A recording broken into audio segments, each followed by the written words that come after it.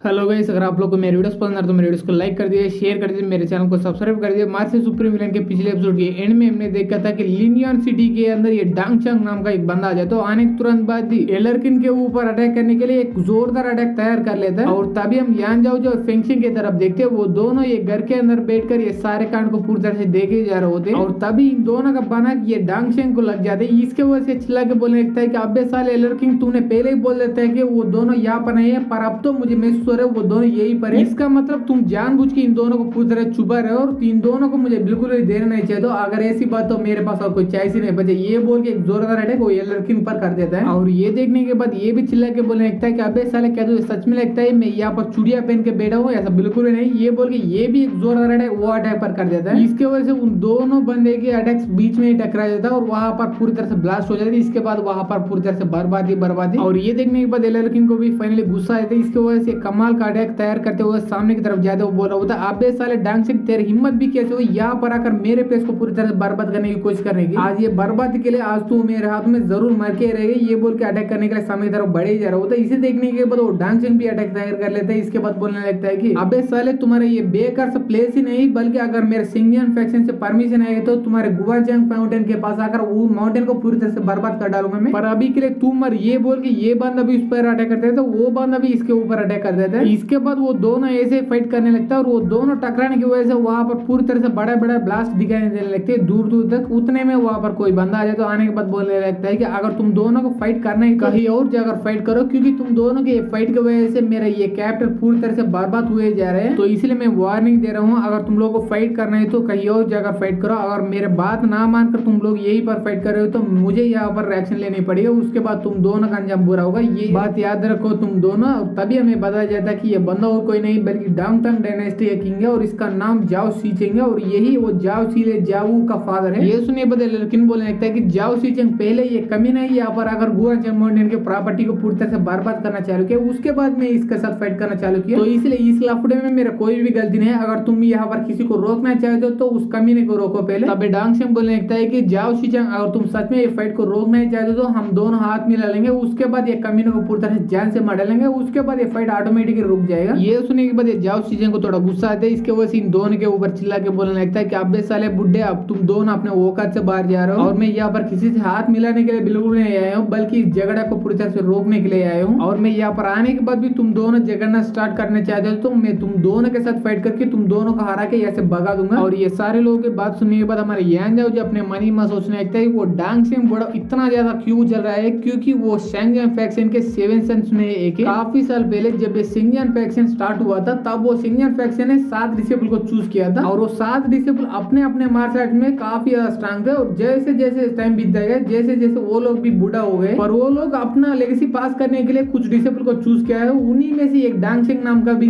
एक बंदा आता है। इसीलिए डांग सिंह बंदा कहीं पर भी जाता है कुछ भी बोल देता है और इतना एटीट्यूड इसी के वजह से इसके पास है। तब हम डांग सिंह की तरफ देखते वो बोल रहा होता है, एलर किंग, मैंने तुमसे पहले ही बोल दिया था कि मेरा एक डिसेबल मेरे से गद्दार करके यहाँ पर भाग गया है, उसे मुझे चुपचाप दे दो। ये सुने बाद एलर किंग बोले लगता है कि मैंने भी तुमसे पहले ही बोल दिया था कि यहाँ पर उस जैसा लड़की कोई भी नहीं है, तो इसलिए दफा हो जाए ऐसे। ये सुने के बाद डांग सिंह बोलने लगता है कि अबे साले, मेरे से झूठ बोलने की हिम्मत भी मत करो, क्योंकि मैं महसूस कर सकता हूँ मेरे डिसेबल यही पर है। और इतना ही नहीं बल्कि मेरे कुछ डिसेबल ने देख लिया कि वो यान जाओ जो ने मेरे डिसेबल को जबरदस्ती लेके जा रहा था। ये बंदा ये बोले जा रहा होता, तभी हमारे यान जाओ जो वहां पर आ जाए। तो आने के बाद बोलने लगता है कि सबसे पहले डांग टंग डायनेस्टी के किंग आपको प्रणाम और उसके साथ डांग सिंह आपको भी प्रणाम। मुझे ऐसा लग रहा है आप मेरे वजह से झगड़ रहे हो, तो इसलिए आप मेरे से कोई क्वेश्चन पूछना चाहते हो पूछ सकते हो, मैं अच्छी तरह से आंसर दूंगा। पर उससे पहले मुझे जितना पता है उसके बारे में मैं तुम लोगों को अच्छी तरह से बता दूंगा। वो चाओ युआनलांग और उसके साथ शियातंग दोनों को मैंने ही हराया था। और उतना ही नहीं बल्कि लुलिया माउंटेन के अंदर मैं आपके डिसेबल यानी वो फेंगशिंग के साथ भी मिला हुआ था। और इतना सच्चाई सुनने के बाद ये डांग सिंह पूरी तरह से हिल जाता और अपने मन ही में सोचने थे क्या क्या ये बंदा सच में ये सारे लोगों के सामने सच बताना चाहता है। और तभी हमारे यान जाओ जो बोलने लगता है कि एल्डर, ये बात सच है कि ये तीनों लोगों के साथ मैं ही मिला हुआ था, पर एक बार मिलने के बाद उन लोगों को हराने के बाद मैं उन लोगों के साथ अलग हो गया। उसके बाद वो लोग कहाँ पर गए और क्या कर रहे हैं उसके बारे में मुझे बिल्कुल ही नहीं पता। और मैंने ये सुना था कि आप अपने डिसेबल फेंगशिंग को ढूंढते ढूंढते यहाँ पर आ गए,